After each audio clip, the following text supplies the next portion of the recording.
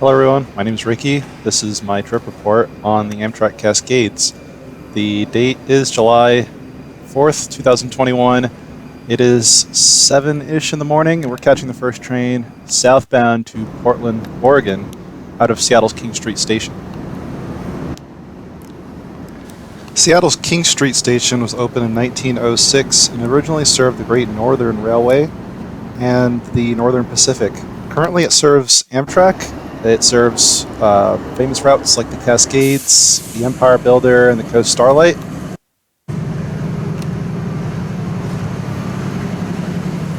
Currently, due to the border closure, the Cascades only runs southbound up to Eugene, making stops in Portland and in various destinations between. The trip usually takes about 3.5 to 4 hours to get to Portland, about 6 to 7 hours to get to Eugene. After a short wait in the terminal, we were called out to the train about 15 minutes early. Seating is open on the Amtrak Cascades, but because of the current condition, not too many seats were taken. The train was about half empty, so you could really have your pick. The train consisted of a Siemens Charger in the rear and a cab car in the front, which was a retired F40PH converted to a baggage car, and in between that was 4 Horizon cars. Due to the recent retirement of the Talgo train sets, Amtrak is borrowing the Horizon cars and is using them frequently on the services, along with 2 Talgo cars purchased from Wisconsin. The Seattle subdivision is the BNSF main line that the Amtrak Cascades will run on most of the way to Portland. It's pretty busy. It can see, in my experience, anywhere between 20 and 40 trains a day, so freight traffic's pretty common.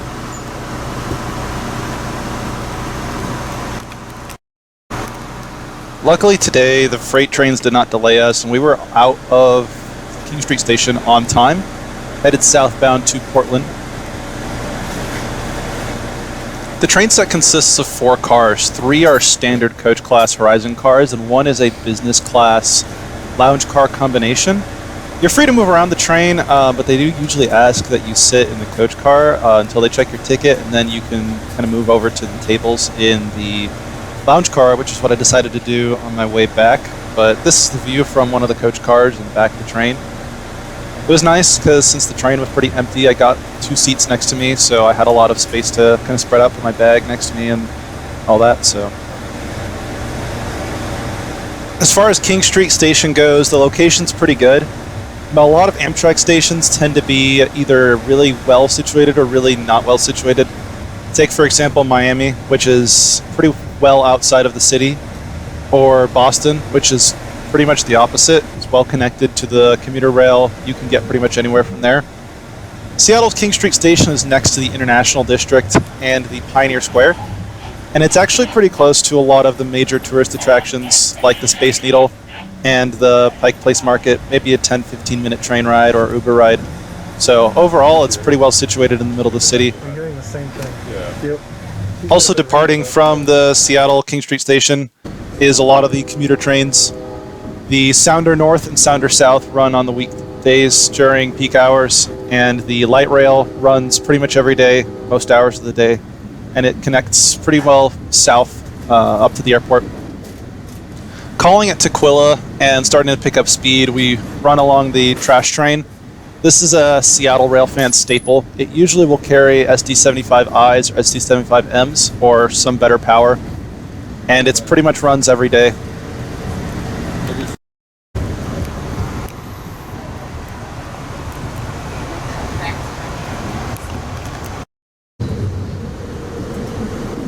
Between Seattle and Portland, the Amtrak Cascades calls it a couple stations.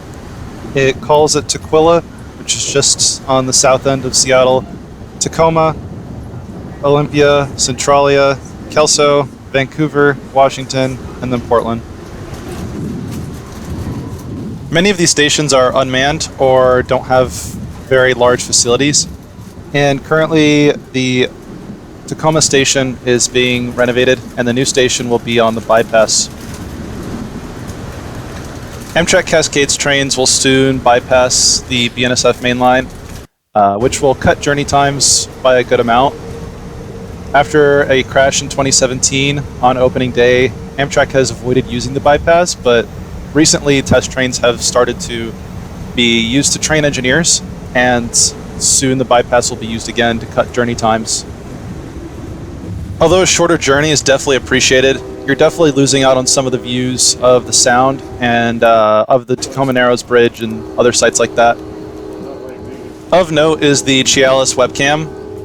The Amtrak Cascades passes by the Cialis webcam every day. It's a virtual railfan webcam that's available for free on YouTube currently. With about 3.5 hours to Portland, I took some time to film some of the trains and sights along the way.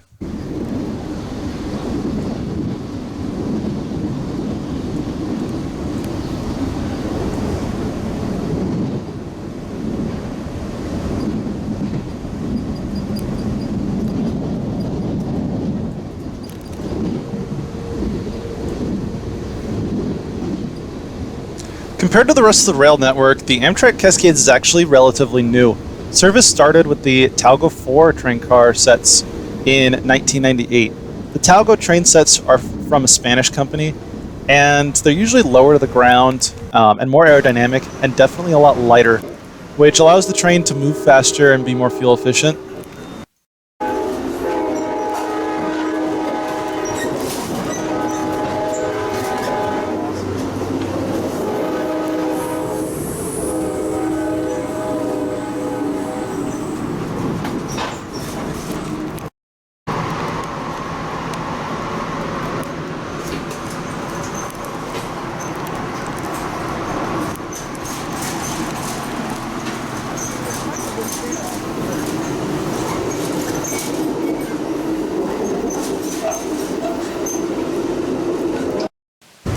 When the train gets to Portland, it usually will take about 15 to 30 minutes to unload passengers and switch crews.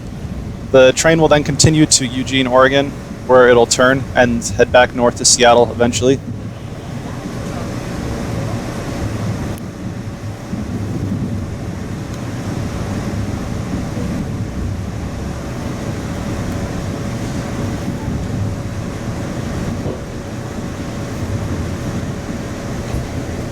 I want to take a minute to address Amtrak's booking experience, which, to their credit, definitely is really, really good. I was able to book the ticket the day before on my phone, and it took less than 5 minutes. Upon arriving, the conductor scanned my virtual ticket, and really that was all that was to it. So kudos to Amtrak for definitely making the experience of purchasing a ticket extremely easy, easier than most airlines, which was really, really great and impressive to see. So kudos to Amtrak for making the experience really easy.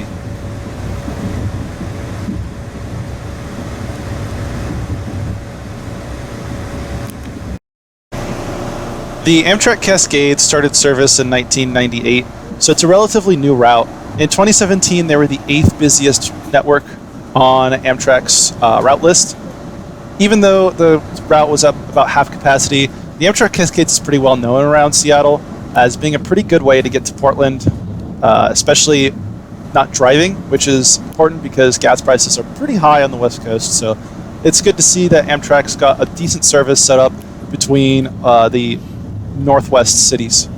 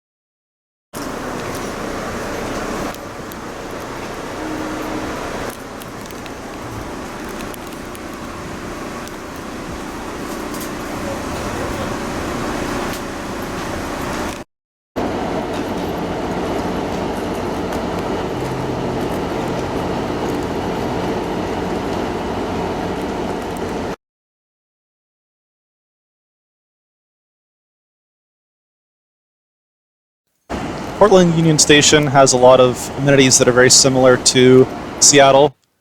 Of note, that's a little bit different is the ticketing department is definitely much larger, and there's a much larger convenience store that actually sells some railroad-related merchandise, which is pretty cool.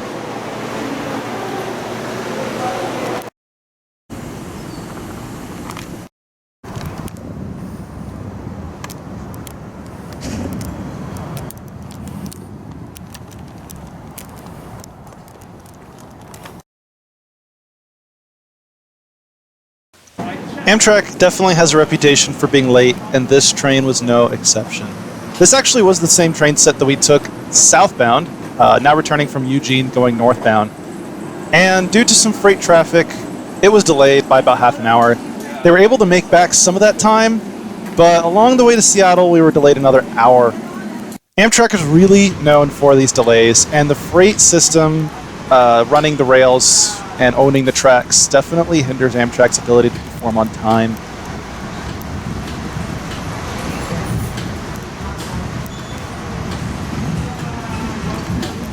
The train being late definitely did not stifle my excitement.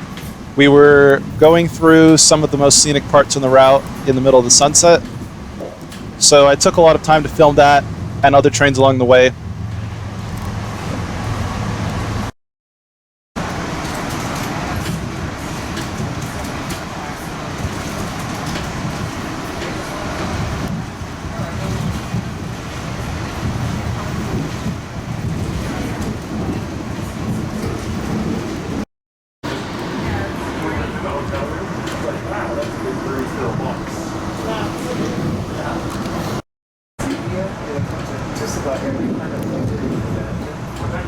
But it's not a chemical.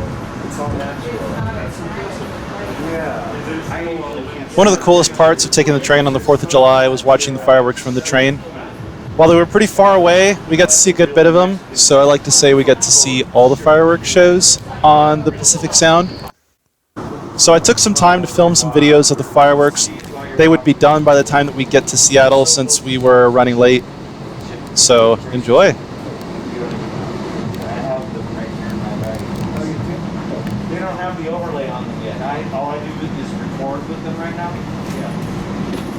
I'm not lying. Straight up, like, I had current and retired. Yeah. The phone is ringing, but I can't see the phone call. Oh, yeah. I can't imagine. Here goes again. Oh, yeah, I forgot how she went. Look at the beat. Violent and painful. There's never going to be island. So, like that one, I think. Yeah, that's all way up there. It's one of the islands. Yeah, I think that's it.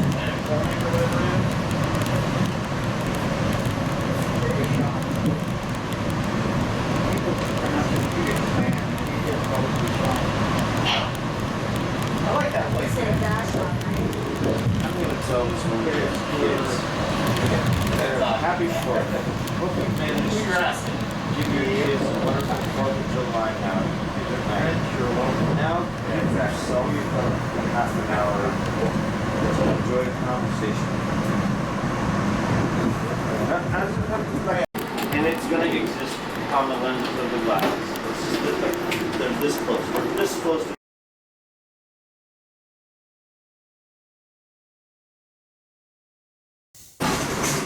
Overall, the Amtrak Cascades proved to be a pretty good experience. Minus the hour delay, everything else went pretty smoothly. The Horizon cars are definitely tired and old, and it would have been nice to see the Talgo cars, but it's good to know that they're coming back, so hopefully we can see a better ridership experience soon. If you'd like to see more trip reports narrated like this, definitely leave a comment, leave a thumbs up. I enjoy doing these, and I like to give you the experience of riding around Amtrak trains because I know a lot of people don't get the chance to travel at this time, so it's good to see a lot of different perspectives and angles of the rail system all over the US. If you like this video, definitely give it a thumbs up and subscribe. Let me know what you think in the comments, and I hope to see you on the Amtrak Cascades or out there on the rail network. Thanks for watching.